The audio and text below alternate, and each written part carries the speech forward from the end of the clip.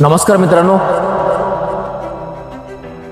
एका काळात भारतात मुलींना शिक्षणाचा अधिकार नव्हता. स्त्री म्हणजे फक्त घरातली एक सामान्य व्यक्ती मानली जायची. आणि अशा अंधारात जन्माला आली एक तेजस्वी ज्योत. तिचं नाव होतं सावित्रीबाई फुले. 1848 साली त्यांनी महात्मा ज्योतिबा फुलेंच्या सोबत पुण्यात भारतातील पहिली मुलींची शाळा सुरू केली. लोकांनी त्यांना खूप विरोध केला, अपमान केला, रस्त्यात चिखल शेण दगड फेकले, पण सावित्रीमाईंनी कधी हार मानली नाही. त्या शाळेत जायच्या, साडी बदलायच्या आणि मुलींना शिकवायच्या.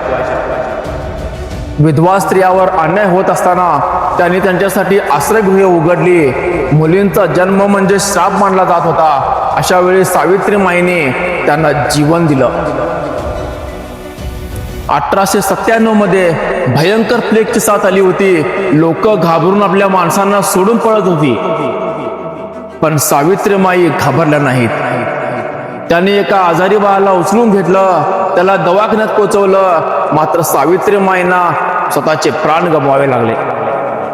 आज आपण जे शिकतो, बोलतो, स्वप्न पाहतो, त्यामध्ये सावित्रीमाई फुले यांचा खूप मोठा त्याग आहे. ती फक्त इतिहास नाही, ती आजही जिवंत असलेली एक क्रांती आहे.